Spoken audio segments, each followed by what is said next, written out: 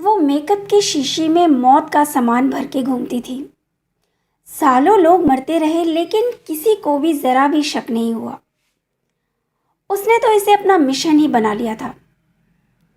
गुनाहों की फेहरिस्त इतनी लंबी होने के बावजूद कम ही लोग जानते हैं उसके बारे में।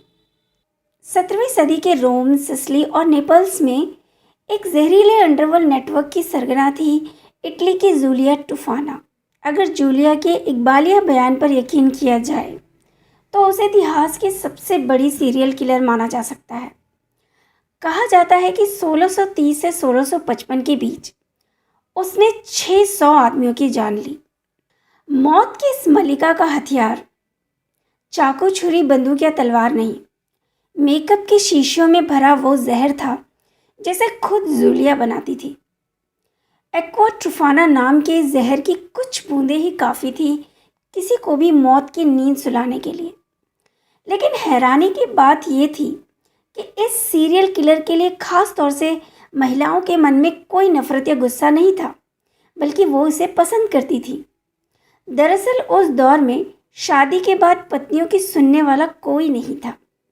पति मारे पीटे, पैसे न दे, चाहे कैसा भी सलूक करे, पत्नी उसके खिलाफ शिकायत ही नहीं कर सकती थी। शिकायत करे भी तो किससे? पति के ऐसे बर्ताव को अपराध ही नहीं माना जाता था।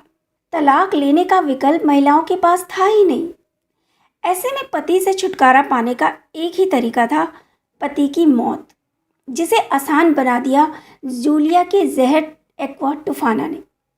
कहते हैं जूलिया ने इन औरतों की मदद करना अपना मिशन और बिजनेस बना लिया।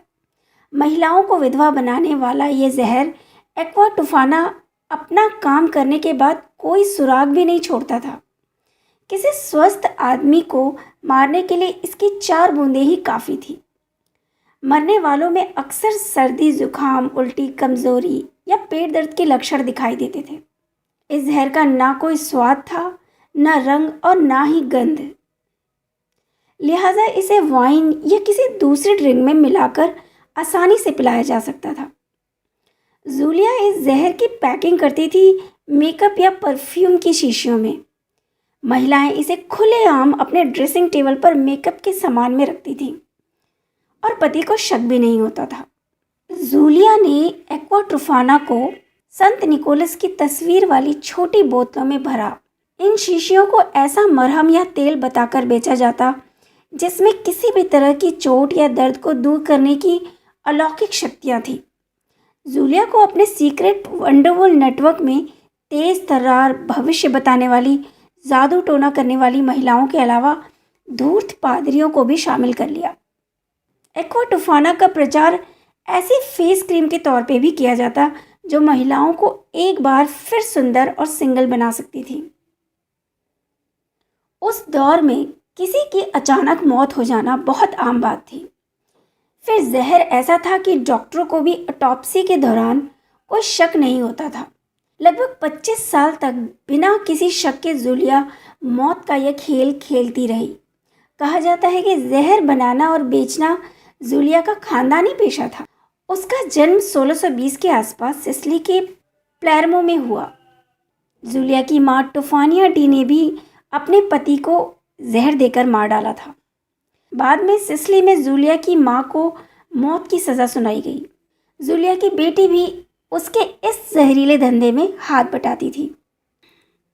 माना जाता है कि जूलिया खुद भी विधवा थी और पति की मौत के बाद अपनी बेटी के साथ पहले नेपल्स और फिर रोम में बस गई। कई इतिहासकार कहते हैं कि एक्वा टूफाना जूलिया की मां की रेसिपी भी हो सकती है, जो वह मरने से पहले अपनी बेटी को सौंप गई। चाहे किसी ने भी ये जहर तैयार किया हो, सालों तक इस धंधे ने रोम के अधिकारियों को मूर्ख बनाए रखा। लेकिन 1650 के आसपास जूलिया के इस जहरीले अंडरवर्ल्ड का पर्दाफाश हो गया। हुआ यूं कि जूलिया की एक क्लाइंट ने सूप बाउल में जहर मिलाकर अपने पति को दिया। पति सूप पीने ही वाला था कि महिला को अपने किए पर पछतावा हुआ और उसने फौरन अपने पति को सूप पीने के लिए मना कर दिया। पति को शक हुआ और आखिरकार उसने अपनी पत्नी से सच उगलवा लिया। फिर पत्नी को लेकर वो फौरन रोम के सबसे बड़े पादरी के पास पहुंचा और उसने सारा किस्सा बयान किया। महिला ने बताया कि एक्वा टूफाना उसने जूलिया से खरीदा था। बस फिर क्या था, बात फैल गई। अपनी गिरफ्तारी रुकवाने के लिए जूलिया ने एक चर्च की शरण ली। कहते हैं कि चर्च मदद करने के लिए तैयार भी हो गया, लेकिन तभी ये अफवाह फैल गई कि जूलिया और उसके गैंग में शामिल काला जादू करने वाली महिलाओं ने पूरे रोम के पानी में जहर मिला दिया है। गुस्साए लोगों ने उस चर्च को घेर लिया और जूलिया को गिरफ्तार करके रोम के सबसे बड़े चर्च में ले जाया गया। कहते हैं कि वहां उसे खूब यातनाएं दी गईं और आखिरकार उसने कबूल किया कि पिछले 25 साल में उसने लगभग 600 आदमियों को मारने में उनकी पत्नियों की मदद की है। बहुत मुमकिन है कि यह मौत का आंकड़ा इससे कहीं ज़्यादा रहा हो। जुलाई 1659 में जूलिया, उसकी बेटी और उसके गैंग की 3 महिलाओं को मौत की सज़ा दे दी गई। जूलिया ने जिन क्लाइंट्स के नाम बताए उन्हें भी बारी बारी करके सज़ा दी गई। कुछ को तो नदी में फेंक दिया गया, तो कुछ को जेल में डाल दिया गया, लेकिन कई महिलाओं ने जहर की बात पर अनजान बनते हुए कहा कि एक्वा टूफाना का इस्तेमाल वो सिर्फ अपने मेकअप के लिए करती हैं। जूलिया टूफाना से जुड़ा ये किस्सा यह भी है कि सजाए मौत के दिन वो जेल से भाग गई और फिर किसी के हाथ नहीं आई। उसकी मौत आज भी एक मिस्ट्री है। एक्वा टूफाना का फॉर्मूला भी आज तक किसी को नहीं मालूम पड़ा। जूलिया इस राज को अपने साथ कब्र में ले गई। फ्रेंड्स, अगर मेरी कहानी आपको पसंद आई है तो प्लीज़ इसे ज़्यादा से ज़्यादा शेयर करें और मुझे मोटिवेट करने के लिए और मैं और ऐसी स्टोरीज़ आपके लिए ला सकूं, इसके लिए मेरे चैनल को लाइक और सब्सक्राइब ज़रूर करें। धन्यवाद दोस्तों।